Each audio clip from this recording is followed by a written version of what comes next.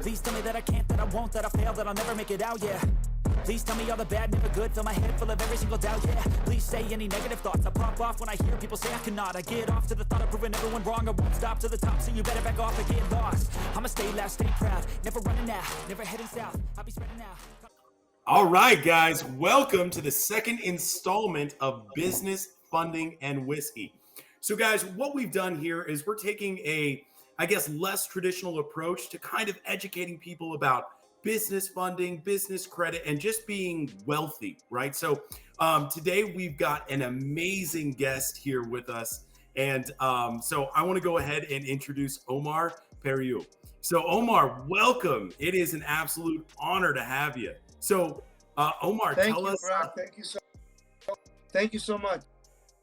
No, thank you. And we've got our CEO, founder of Credit Assassins and 360 Business Manage with us here as well, Carlos, the Credit Assassin.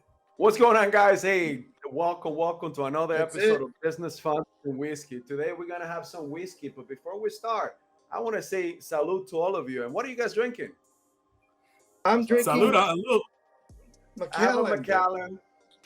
Oh, you too? Oh, that's awesome. I had Macallan nice. too for Macallan 12. What are you drinking? Little Doers. Little Doers 12 years. I mean, not Salute as nice to all as of you. Macallan, but Salute. salute. All right, awesome. So let's get right into it. Omar, I want to start with you. So, Omar, you've done some amazing things. You have become a multimillionaire by the age of 31. You've shared the stage with some extremely high-profile individuals like Zig Ziglar, President Ford. I mean, I could go on and on. And again, I'm kind of like a little schoolboy here, right? So, I want you to who is Omar Periu? For those of you who don't know, know you, Omar, please introduce yourself. Well, I'm a Cuban immigrant. I came from Cuba. My father felt communism would cripple the Cuban economy. So we escaped. My mother came later. When we got here, they were sponsoring Cuban families around the country. So Illinois, wonderful place. However, listen to this. No, we don't speak English. No friends, no family. We've never felt cold air. So Cubans and tropical people, but we're the only Hispanic family in Joliet, Illinois, and easy childhood. But did well in sports and music, and I met some really great kids that taught me English, and we became good friends. They're still my friends. I really got into sports. I held the AU record for bench press class, and I made Olympic trials for the 100 meters, and then I was doing pretty good in school at my voice. I inherited it, and I got a full scholarship for music. But my father, they did 3 gas stations and auto parts, blocked with real estate in his own home, but my dad says if he would have had me, he would have kept everything. He had a language barrier, so it was a big challenge. But because I love it, and I mean, I don't know if you guys have ever had a job before. It's used to fake going to the bathroom. You know that job? Absolutely. I worked at Vulcan Materials, a big quarry up in Chicago, and I used to have to get greased when it rained. It was really bad. And so I saved up my money and I went out to California because they weren't waiting for me. And I lost my U-Haul on the way out there, and I had to get a trainer. Started training Tom Selleck, Gregory Harrison, Abdul Jabbar, Magic, just to name a few, the Dukes of Hazzard guys, the guy from Flash Gordon. I saw salespeople make a lot of money. I go to sales, didn't do well. But I met a mentor. His name is Tom. And Murph managed speakers. He had a company called Champions Unlimited. And he managed speakers. And he managed people lately. Jay Abraham. Best friends with Jim Rohn. Bob Proctor, Ziegler. So they became my friends, and they changed my life. And I became 31 a few years later when I started, and I had to work since I was 31 years old last year. Just kidding. Wow. I'm in my 60s, guys. You know what? So I don't know where I've been, but I got a lot to go after all of that, man. You have a repertoire of things that you've done. But somebody also told me that you are a singer. yeah, I won in the old days in Latin America for the Grammys, and then Emilio and Gloria Estefan got opened up in Miami and recognizing us. But in the old days, it was called the Otto Circo. I won it 2 years in a row. Best Light Male Vocalist and Entertainer of the Year 2 years in a row. I have the equivalent of 4 Grammys right now. So Amazing, man. So I got records in Italian, Spanish, and I have a Christmas CD, Happy Holidays. So we want to make everybody happy, right? Because my wife is Jewish. So I did hear Happy Holidays, and I was amazed that I didn't know that was Omar Periu. Yeah. So being in the military, obviously, a lot of you guys know that I've been in the military for 22 years. Always had a passion, more so Spanish. I would say a Spanish immigrant coming from South America, not having anything, being very poor from a third world country. I always wanted more. So I started looking into books, learning into gurus, mentors, and one of my first mentors was a man named Omar Periu. It was amazing. I started learning from him, and almost 20 years later, it comes full circle. I'm able to actually break bread with the man, get to know the man, and he's an amazing life story that this young man has. That is an inspiration to all of us. And everything you guys gonna hear tonight, don't take it for granted. This is a man that each one of us should be learning from going forward. It has a lot of packed information that's gonna give us tonight. And I want you to take every minute, every second for this live stream, go back to it. There's gonna be a couple things that he's gonna be teaching you guys, and also giving you the ability to work with him. So don't let this pass. This is once in a lifetime. So let's get to it, Brock. All right, awesome. So Omar, before we get into like the nitty gritty business stuff, I kind of want to know more about you. So, what does Omar like to do in his free time? You got a day off. Let's say that you have a day off, right? And you don't have anything planned. Yeah. What do you do? I love to go boating or get in my cars and drive them. But I really love the ocean, and I love to go hiking. The ocean in either here, Boca Raton, Florida, or Laguna Beach, or in California, Sedona, Yellowstone, all that kind of thing. So I'm real outdoorsy guy, but I love fast boats, and I just love, and the most important thing in my life is my children. So I love being with my kids. That's my life. They're my passion. They're my motivator. That's about it. Yeah. All right. That's Love awesome. it. Yeah, I'm an ocean guy myself. Yeah. I grew up on a little island about 75 miles off the coast of Belize, and just unbelievable. I fell in love with the water there. So no, I'm right there with you. Cool. So, Omar, you've trained over 500 million different individuals. You've created the leading training platform in the world called Omar International.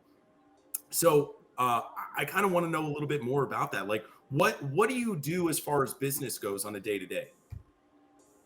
Well, I got lucky. I got amazing mentors that mentored me, and they all had a different. Brian Tracy's a genius. Tom Hopkins, probably the best. So he has the sales part. John Maxwell, who I named my son after, friend. I worked on leadership with uh, Bob Proctor was an amazing this year, and he was like, law of attraction, right? Uh, Jim Rohn was just a great orator, life lessons, and on. And Zig Ziglar, of course, was my guy, and he was all right. And he wrote the foreword to my book right before he passed away, which is amazing. His life. So Nice. I got lucky. I met all these guys. So what I did is I took, and I have now 25 best-selling books, 44 audios on Audible, Udemy, videos, you name it. So I took all the content, I made the materials, and created it through me. So that's why I get to train great companies all around the world for SIP meetings, goal setting, wealth, time management, you name it. I get to do it. That's amazing. So a lot of people usually ask me that why do I spend so much in mentors, in learning? I mean, and you see the person that is actually that is a mentor to many, to thousands, to millions out there. Why would you even go to a mentor and pay for that? What do you have to say to everybody? Because it's something that people always ask, but why? I mean, if I could get a book, I mean, yeah, you could get a book, but why would you actually go after someone and pay to someone to mentor you? A mentor is someone, they're a pathfinder. They've already done it. So you want to seek mentors that are successful. To me, I want to work out. I want to get in shape. I say, well, they say, I want a personal trainer. I said, well, find a physique like you want, right? So you can model it. So what I tell people, that is a person that you want to be like. So my mentors had something that they brought to the table that helped me become better. So what mentoring is the way to save a lot of time, money, and energy. Get there fast. Whatever I did, I wanted to get there fast. Whether it's building health clubs, companies, speaking, whatever it is, coaching. I wanted to get there quicker, so I learned from the best, and I took the best from each of them. I think it's important. Let me give you an analogy. The first time the Allure of the Seas, the biggest, at the time, it was the biggest ship in the world, 18 stories. The thing was like a city. So I wanted to take my wife and kids. My wife is still alive. And I wanted to take them on this cruise. So I go there and I send the captain all my books. Right? At that time, I had send him all my books. And I said, I'd like to get upgraded, no matter how much money I have. So I'm trying to get upgraded. So I said, if there's any, because there's no suites, there was only 4 suites in the whole yacht. I had 2 big, I'm talking 3-story suites on this yacht. So I'm trying to get one of those. So my books, I said, Captain, if there's any opportunity for me to get one of those suites, if anybody cancels, to pay the difference. So we get to the boat, and a sheik from Saudi Arabia couldn't make it. He had a family emergency. So the captain leaves a note for me when I go to check in, and he says, what are you kidding me? It's like the best suite in the ship. This is like a very expensive ship for the week, right? 10 days, whatever. And that's what I'm paying. I don't know what the sheik pays me for free and gives me all of his excursions, which is crazy. 20 grand for me and the kids and my wife. So anyway, the reason I tell you that, he invites us to dinner. Hey, I read your book. I love it. I love reading. I found out he's a self-development nut. I sent him. And he says, I want you to sit at the captain's table. Wow. That's a big honor, sit at the captain's table. So my wife and kids, and he says, I got to the kids. He looks at my kids. Now remember, my kids are like, right, and they're smart kids. They go to a really great private school here in Boca Raton, and so they're really bright kids. And the captain goes, "I for you kids tonight. Tomorrow we are going through the Bermuda Triangle at the captain's table." Like, oh God, we're gonna die. You know, we eat ships and all that. You know, Right.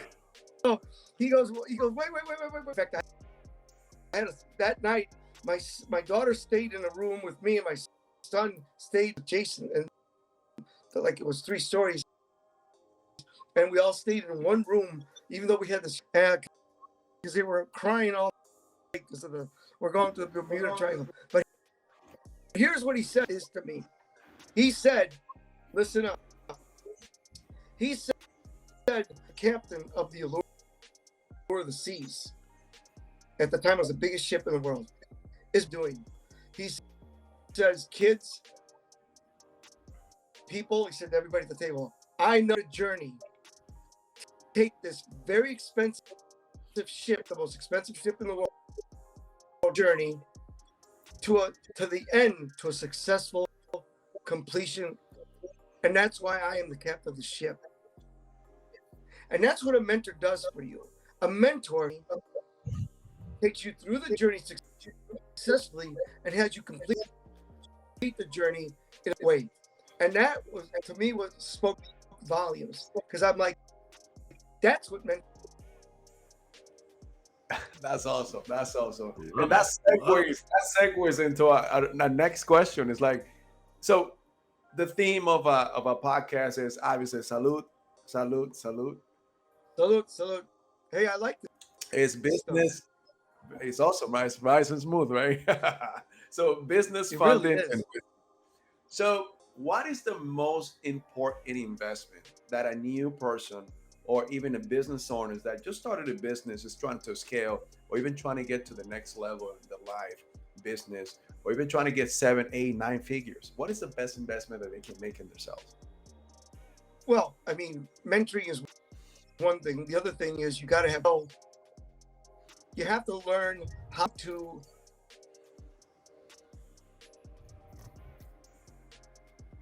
the number one is that open January 1st. 95% of them will close and December 31st fund cash flows.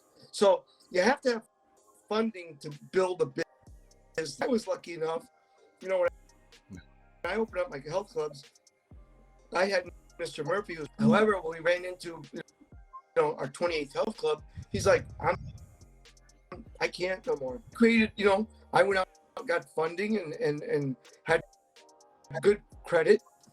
I always had good credit. That was really important to me. My father always said, keep your credit, work on that. And guys, I went to college. I had school loans and I didn't finish school behind, so I had to clean that up. And a whole bunch of other stuff. So I cleaned all that up. And then I got investors, of course, because when you start making money, people want to throw. But you need money. You need mentoring. You need structure, systems, and you need money.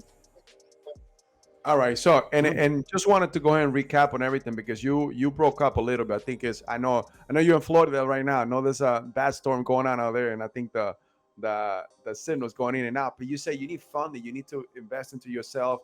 You need mentoring too, right? Because all the story that you went, you need money in order to invest in yourself. But the best investment is mentoring and investing in yourself, right? We lost Omar. No. Yeah, it's that storm. I'm telling you, It's that storm, man. Unfortunately, guys, he's in Orlando right now. No, Miami. I'm sorry, he's in Miami right now, and it's bad out there. So hopefully we get him back over here very soon. But go ahead, man. Talk. What do you think so far? Oh man, this guy's a guru when it comes to financials, right? And creating wealth. There's a reason that he's mentored 5 million different people out there and created one of the leading training platforms in the world, Omar Periu International. So I mean, Omar Periu just Yeah, Yeah. I'm just excited to have him Yeah, here man. and kind of like dropping some nuggets. Not a lot of people get to experience this, right? Normally, you've got to go to conventions, you've got Yeah. to pay, um, and I think that we've got a lot more questions for him, but Yeah. I think what we're asking him and what we are going to be asking him is very valuable information for people who generally or genuinely want to increase their financial status, right? So that's Of the whole course. point of this podcast, right, Carlos? Is Correct. is Yeah. to So help people get to where they want to go. you're completely right. We want to bring as much value, and like he's saying, I mean, if you go see this man, if you go to one of his events before he comes in and catch me saying this, you pay thousands and thousands of dollars. You're getting a lot of this information for free. Now he's also gonna try to help you out at the end. And if you want to know more about it, go for it. This is something that we want to make sure we bring to you. We cover this. This is something that we wanted to make sure we bring a person that could bring value. And as we're gonna be doing every week, teaching you about business funding, teaching you about some good whiskey as well. But at the same time, it's salud. We Hey, chin chin. Oh my, Let's go. yeah. So salud, guys, and hope you guys are drinking with us, man. Don't let us. Yeah, come on. I hope if you're streaming, and I hope even though if it's a rewind or you actually watching it tomorrow, I hope you pick up a glass of whiskey or. All right, you I want got to- it. I'm back. Oh, we got him back. Yes, the God heard us. We know there's a storm going on, and we're talking to the audience about it. But thank you, man. Thank you for actually getting back with us. Now, one thing that I wanted to go ahead and ask you is, I know that, I mean, unlike a lot of us, I mean, I was a knucklehead when I was in my 20s. I was chasing skirts. I mean, I was doing different things. You decided to become a multi-millionaire by age 31, and you made it. It's a Right. dream that a lot of us have chased, and it took us to 40s, 50s, even 60 to actually get to. You were definitely, and I don't think, because becoming a multimillionaire, becoming wealthy in the United States or in the world, it takes determination. It takes self-discipline. It takes a mentality that not everybody is willing to give up certain things. So that took you to who you are right now, who you became back then. If there was one thing that you could go back and change, what would that one thing be? I would probably take more risks. Okay. I was offered some amazing opportunities that I didn't go into, and if I would have, I would have been, yeah, I would have had more multiple streams of income, but I would have taken more risks because I got to the point where I had so much success that I'm like, I'm good, but I got a lot of opportunities I won't bring up, but they were like, they're monsters right now. I mean, you hear Really? like Gary Vee talk about that. Gary Vee was Yeah. offered a piece of Square and he turned it down. And he's been offered pieces of different companies, like 50 grand. And I mean, I was offered a company for $1,000 a franchise. That's the biggest pizza franchise in the country now. For $1,000 a franchise, the guy was broke, and I didn't buy it. I think that my next invention should be a time machine. Right. Take me back. Let's go. I'm gonna go back to you. I'm gonna go back to the Gary Vee. Let's go, half and half. All right, all right. You got it, Brock. So, my next question here is, you've shared the stage, like I said previously, you've shared the stage with some high-profile individuals, Tony Robbins, Zig Ziglar, President Ford, Colin Powell. I mean, and again, I could keep going on and on. I want to know who's your favorite? Who did you have the most fun with sharing the stage? That's a great question. If I had to pick one, it would be Zig Ziglar. Zig Ziglar and I traveled 50 cities a year with Get Motivated, which was an amazing experience. I got to meet everybody you just mentioned because of it. And but Zig Ziglar was like my grandpa. I never got to know. He was a great man, a great husband, a great father, a great community person, a great speaker, a great salesman, and a great friend. And if I had to choose one person, it would be Zig Ziglar. My other one would be, of course, my mentor, Tom Murphy. Tom Murphy is probably the brightest man I've ever met in my life. The guy's a genius, and he's a very kind, generous, straight shooter, right? And then another dear friend was a retired General Colin Powell we lost last year. And that guy, he was humble, a great leader, a great man, a great friend. He'd invite my wife and I to dinner. The guy was amazing. So I've been lucky. If I start going down the list, every one of them had something that they gave me that changed my life. Like Tom Hopkins is an amazing man. Funnier than heck. People don't know he's got the best sense of humor you ever heard. He's just funny. He makes me laugh. And the man is an unbelievable orator and an unbelievable salesperson. Brian Tracy, brilliant. Bob Proctor. Oh my God, I spent weekends with him. I mean, people go to seminars. I had to spend weekends with him. And the guy was he'd like say things to me like, Omar, when you're born, you're a baby, you have no limitations. The first thing we do to kids is we put them in a crib behind bars. I'm like, oh, so when I had my kids, I had a king size bed for each kid, and I put like these railings around the king size bed so they wouldn't have bars. So I mean, every one of these folks, every one of these guys and gals gave me something that I have a message for everyone from every one of them. But Zig, if I had to pick one guy, it would be Zig Ziglar. Zig Ziglar, man. All right. I mean, Omar, we know that you are a real estate guru, from residential to commercial. I know that you have some big holdings in the commercial side.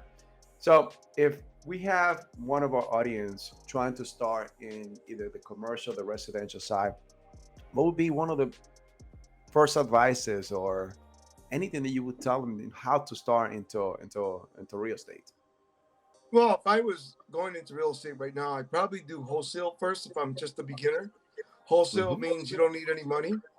You just lock up the property with a contract and sell it to other investors. If I had to tell you, if you really want to make money, you go into commercial real estate.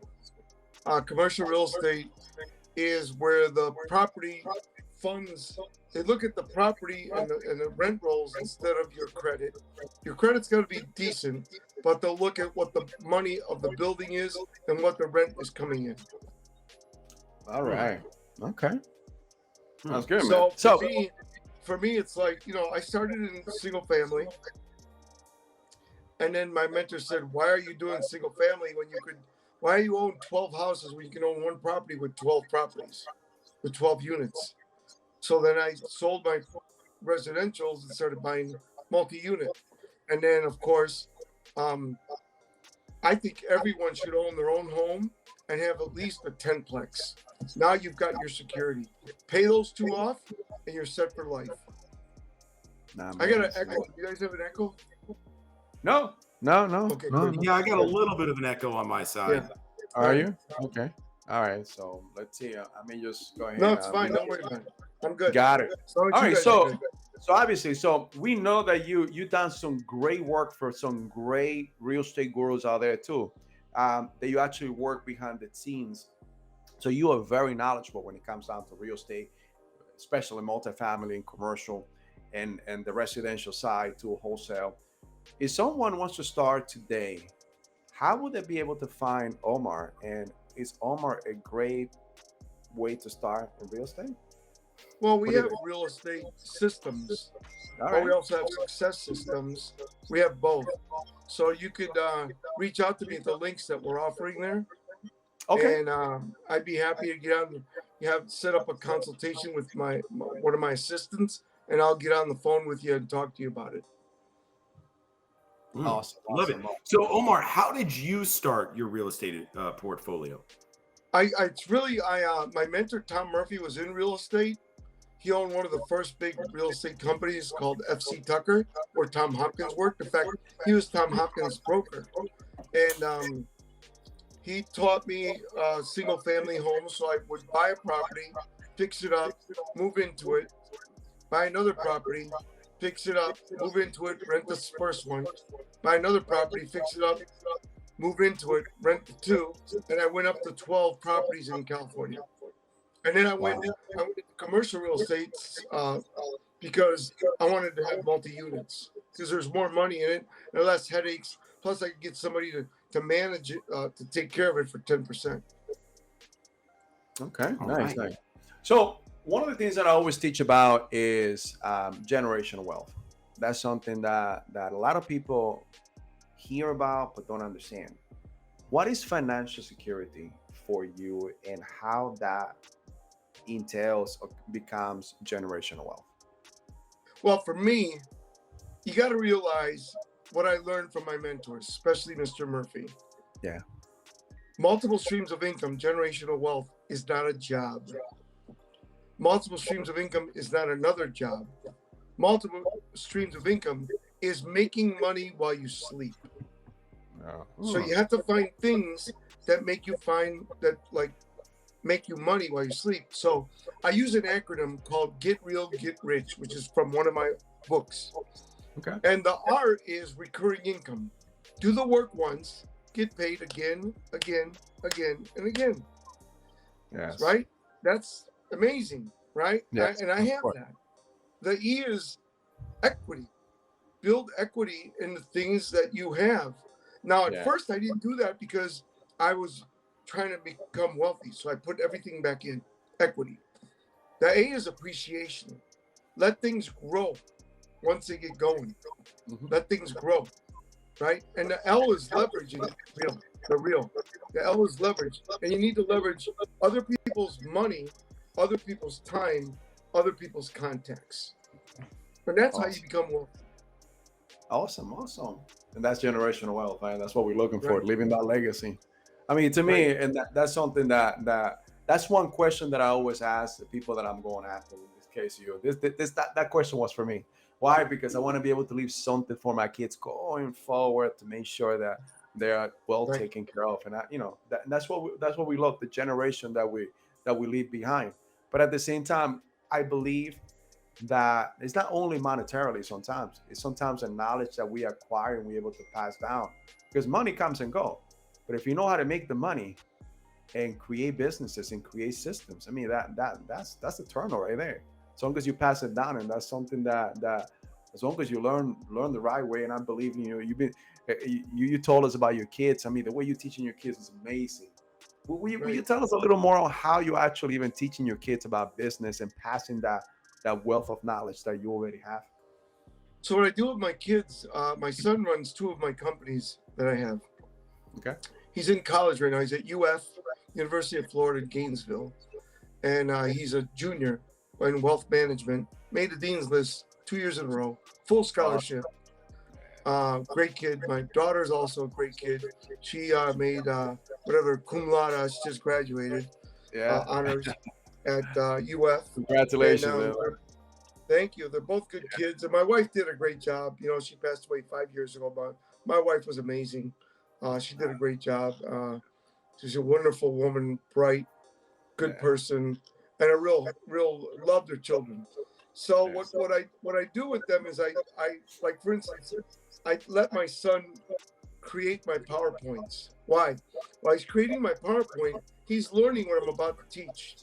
And I have to sit there with him for like 15 minutes, 20 minutes, 30 minutes at a time. Now, at first it was an hour. Now we just adjust the PowerPoints. So I make him do my PowerPoints and my closes. So he learns about closing, right?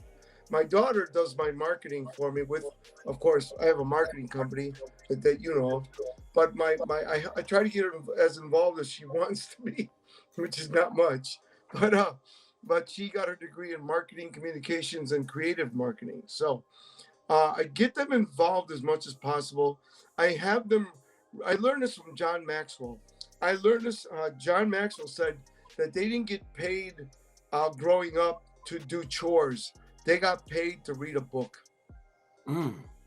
So I give my kids a motivator. If they read one of my books, they get extra amount of money. So That's a good I have them read my books, and if they do, then I reward them with a gift or money. And that I learned that from John Maxwell. John Maxwell said his dad did not give them money for taking out the trash or cleaning the room. He gave them money for reading materials, and that's how great he is.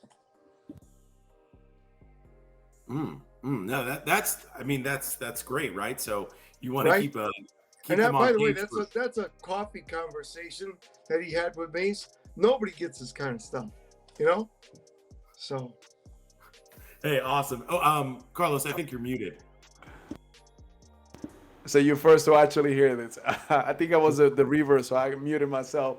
But that's amazing. That's something that I'm going to steal. right? Hey, All right. I want everybody that's on to please use it because it Awesome. works. And Awesome. for my kids to lose their mother at the age of 15 and 17, they're doing really great, thank God. But I attribute that to her, and of course to the things that I'm implementing. I became a helicopter dad mom when she passed, so I'm like all over these kids. Salud. That's amazing. That's amazing. All right, so I know when I first started my real estate investment career, I made so many mistakes. One of the first mistakes that I believe will always haunt me, because I know I could have made so much more money if I would have listened to the people that were mentoring me, and I would have made it. I had a 54 unit that all of a sudden became almost 50% occupied. I was losing rental, and there was little things that I could have done to fix the property and bring the right investors to work with me, mentor me, and it could have been a property that would flourish after a couple of months. I let it go. I sold it for pennies on the dollars, not making a dime out of it. And I always think about that, like the one that got away. Right. What's a mistake that you have done in your whole career, from businesses to real estate, that will always haunt you, and that which you all learn from? I trusted somebody once. Oh yeah. And I tell people, when you do business, get it in writing. Whether it's a friend, family member, when it comes to business, get it in writing, validate it, and if it's a family member, a friend, or someone that just say, look, I'm doing this to protect you and protect me, because a lot of people are like, oh, come on, we would never get into this. And I had a guy rip me off that said I was his son for $259,000 on a health club. I was touring, and he said, oh, don't worry about it. I'll take care of it. He got the check. I'll put it in your account. I'm like, look, I think I should come home. I was touring, singing. I think I should come home and be at the closing. Oh, son, come on. I'm like your second father. I'll take care of it. And you know what he did? He took the 259, put it in his account, put it in his wife's account, and went bankrupt. And I couldn't get the money. Oh, gee.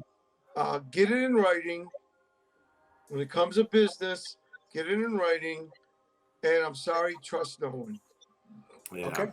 I think that's a mistake that, we all have to learn on our own, because I can speak for myself. It's definitely, I made that mistake as well, right? Trusting somebody in business, and this was long ago, but, and now I take those precautions that otherwise I wouldn't have. But no. Right. Everything I do is in writing. Everything. And if you want money, you better have collateral. I don't give out money. If you don't have collateral, people call me all the time because they don't have money. They're like, oh, I got this great idea. I said, well, what do you got to back it with? I don't hear from them again. Yeah. That's funny. If you don't have collateral, don't call me. Yeah. So let me ask you something. So talking about business, talking about something that creating 360 Business Vantage, I'm developing credit assassins and working with customers.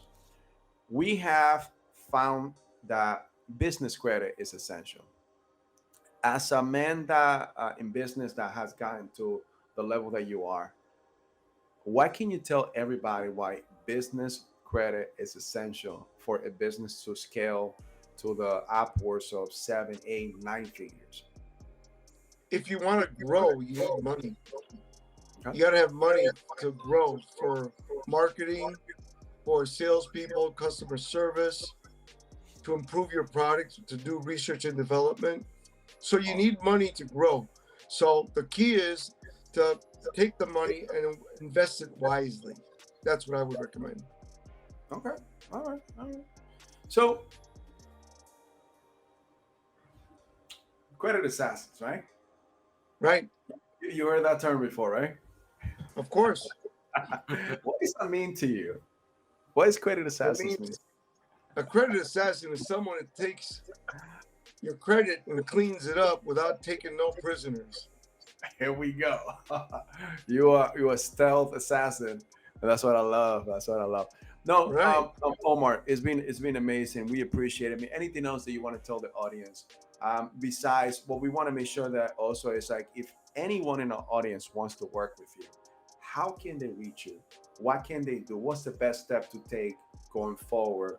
I mean, if they want to, in some self-development, they want to start in real estate, they want to know more about business. How can me as a new person, or even somebody that's been in business and like, oh shit, I know now Omar, how can I work with him? Yeah, I would tell them to go on the link you're providing. Go to that link and go to the mentoring, fill out the information, and my assistant will set up a time to speak with me. And that would be the most important thing. Also, we're giving away a free ebook tonight. Get fired up.